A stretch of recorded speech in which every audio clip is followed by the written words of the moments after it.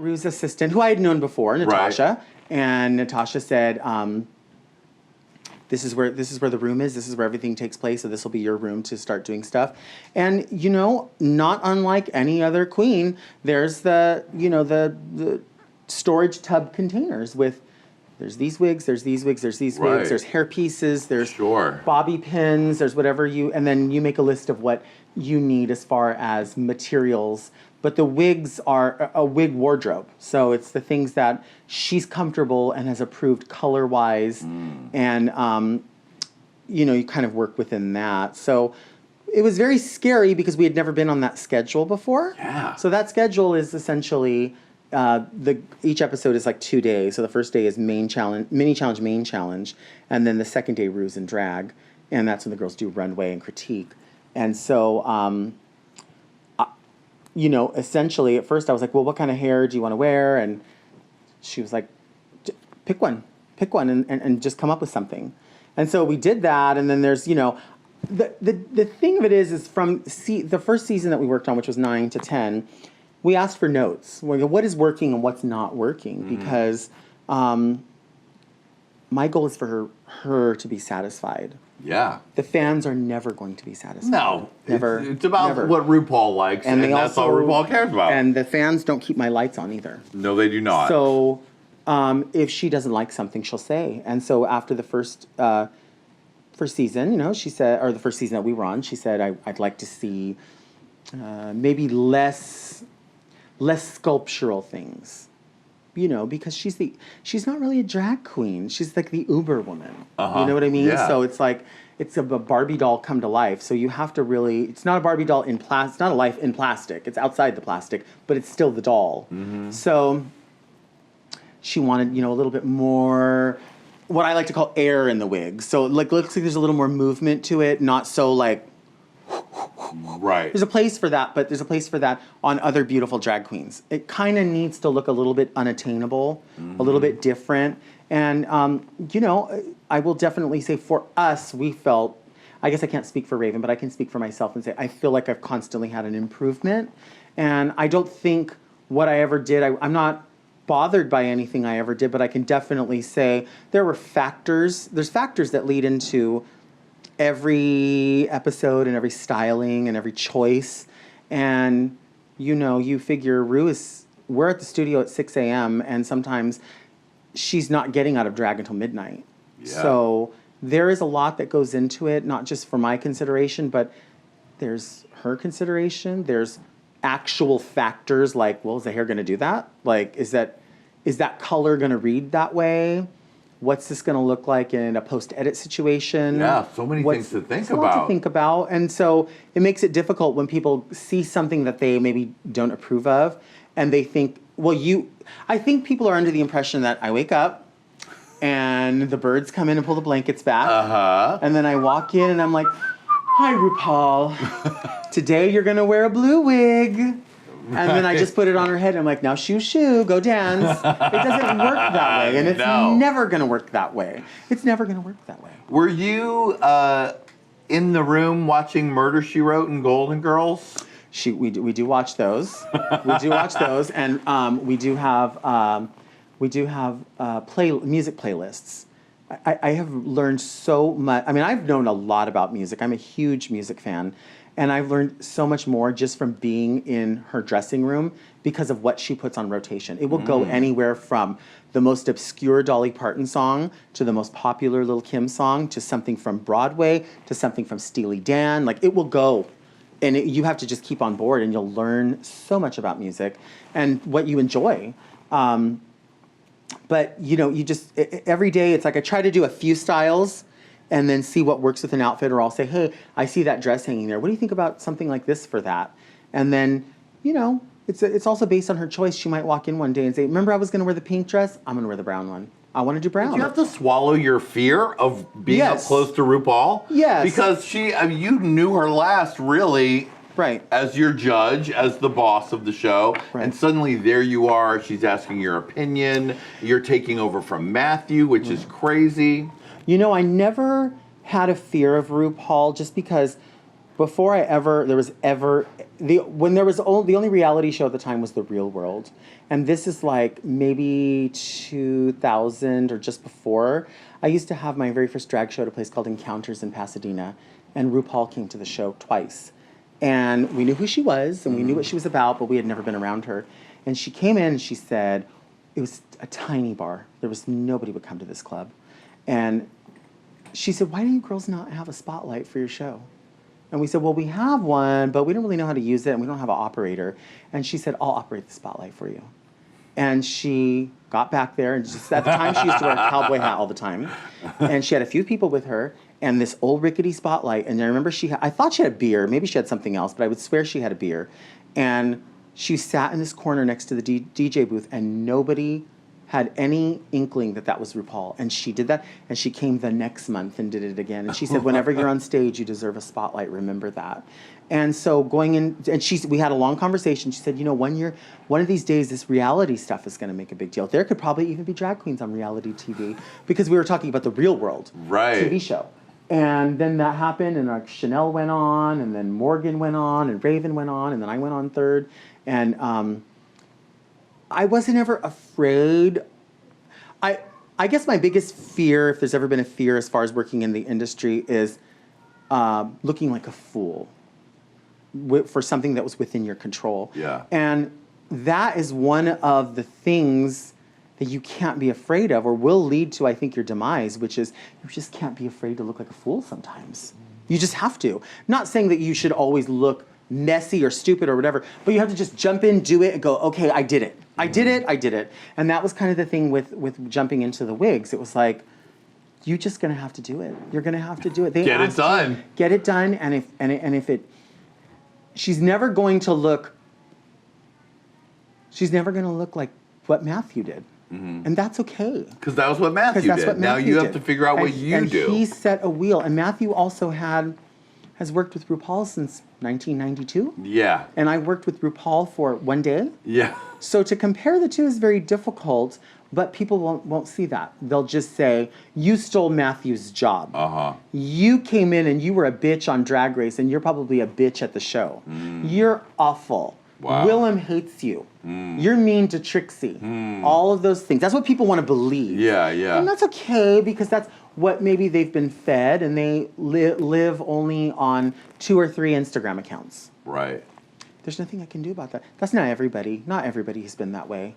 But that's a lot of pressure to deal with, stepping into huge shoes, big job, and being on the schedule of that show. Yeah, the schedule is really tight, and there are, again, it's a lot of hurry up and wait. I mean, we do get there at 6 o'clock, but you walk around and have breakfast, and there is a little bit of, I will say, something I really appreciate, which is kind of knowing, like, well, bitch, I have an office over here. Like, I'm gonna close the door. I'm over here in my area. Yeah, because you're not a contestant anymore. Right. But you know the culture too. Well, and it's funny because there's been a couple of times where we've gone over as to the workroom to maybe pick up items. Like, oh, they have some stuff you might be able to want to use for Ruth's outfit, maybe a brooch or safety pins or something. Yeah.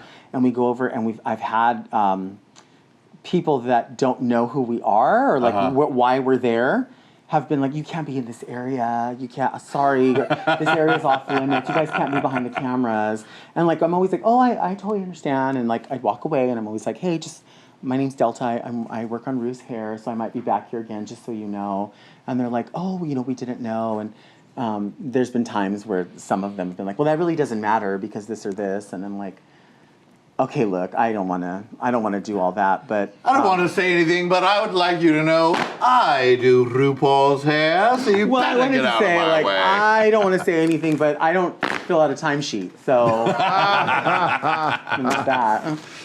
So, did you do this last season, the All Stars that's airing right now? Yeah. So we did most of season 9, 10, All Stars 2, 11. What are we in? No, we're All Stars 4. So we've done all of them. You did all the All Stars. Yeah. And I mean, I think the styles. We did All Stars 2, starting with 2. Did we? Shit, I don't tell even know. me. I don't know. Somebody's going to find out what you did. They're going to come back and say, bitch, she's lying. She didn't do nobody's hair. Well, the hair has been looking more and more gorgeous. Thanks. It's really just the whole, you and Raven, I know you can't speak for her, but I mean, that's such a huge job to step into. And I really just think you guys, it was good to start and it's gotten better and better. Thank you. And it just looks stunning. I mean, it's exciting. It's probably going to go all downhill from here because we filmed All Stars after 11, so it's going to be like, Wait a minute. Now, are you still doing it? yeah. I mean, as far as, so right now, we are not in production of Drag Race. Right now, production will start for season 11. I don't know if there's going to be an All Stars, how that works. I'm assuming there's going to be a season, well, what we just Season 12. Season 12. We'll be filming, So and I'm All Stars 5 will be filming. Assuming if that films, that's always a summertime thing. It could be earlier in the summer, later towards summer, fall. I'm assuming I'll be back to work. I haven't had a reason to think not. I will say that Ru is currently filming a show for Netflix, which is being it's being advertised. Qween, yeah. So no secret there for me. I'm not spilling any tea on that. But that is a union show, and so because of that, I was not. They needed a union hairdresser, and I am not a union hairdresser. Did you decide not to join the union? I decided not to join. It's a $5,000 fee to join, and I am not. I'm on Drag Race. It's a different title, Right. so on this, it was absolutely required, and I'm just not in the position. Again, we work for those local rates. Right, I feel you. No shade. My rent's due at the same time every month. Yes, it is. And I don't plan. I didn't necessarily see myself being the person who was going to spend the rest of my career doing hair on just a daily basis. I see myself doing RuPaul's hair or doing hair for a specific client that would be having a star request or a star status, or working on a show where there were character wigs, not per se like in between doing personal male or female grooming. So because of that, the cosmetology license that I got so many years ago has been expired. So, girl, you got to update your license. You want an Emmy. Well, if I want to do that kind of work, I would have to do that. I don't desire to do that kind of work. So because of that, I would have to have those two things in line. And when the negotiations for this show happened, those two things needed to be in line immediately. And if they weren't in line, someone else would have to be chosen. So an amazing hairdresser is working with her on AJ and the Queen. And I know it's going to be flawless and it's going to look flawless. I've seen his beautiful work. And I've heard that they're going into Drag Race UK production. Right. We've heard that rumor going around. And I have not received a phone call or a request to accompany for the show in the UK. So I think somebody else will be doing that. And, that's unfortunate, but I will say that winning an award or an accolade from your peers doesn't guarantee work. And I've learned that. Wow. It doesn't guarantee work, and it doesn't guarantee specific solidarity at all times. But I also will say if I was Pamela Anderson's hairdresser, who I have actually been friends with, if I was Pamela Anderson's hairdresser on Baywatch or VIP, she knows exactly what she wants to look like. And if she determined that you're not providing what I want to look like, I would understand. I know the dresses I like to wear. And I like I know the things that are made for me. And if I don't like something, I'm not going to wear it. And I'm not going to want that person to make me anything anymore. So there could be the case that, I've never been guaranteed. I don't have a contract is what I'm saying. So if I'm not asked to come back, then I guess I either provided something inferior or whatever. But I will say that it is nice to have always had the appreciation of peers and to have been known that I would have dropped my schedule and been available to the work for 9, 10, 11, 2 All-Stars. That's almost 5 seasons of work. When I was asked to drop everything, and I did. So, I would be available to do that again, and I've always been available to do that, and hopefully that's acknowledged. Well, honey, you're an Emmy winner. I mean... Can we get a cheers to Delta Work, Emmy winner, legend, icon. Thank you for being here, sweetie.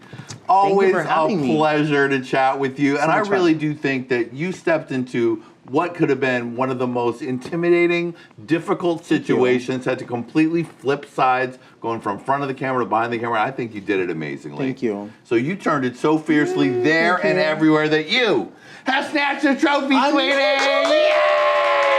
We get the upgraded one this year. Look at her, a real winner. And I know you got your man, but there's no reason why you can't have a little dalliance with Oh, I'm two still alive? exotic gentlemen because you've won yourself a lap dance. Come on in, fellas. Oh my goodness. A double lap dance. Double. Oh my God. Where's my dollars? That's right. Where's my Very dollars? nice. Yes. Oh, that's good. I love it. I love this. Give it to her good. love Oh my it. goodness. What is Lady going on? Red, take us out with a black lady screaming. Hey, Love. Queen. Hey, Queen. Hey, Queen. Yeah. Hey, Queen. Nice. All right. Thank you, fellas. Very nice. Now, we're not finished with Delta. She is, of course, going to look at some of her besties and worsties on Look at Us, so you'll make sure to tune into that. Thank you, Lady Red. You always look gorgeous. And most importantly, thank you to Thank Delta. you. And we'll see you next time on Hey Qween. Bye, baby.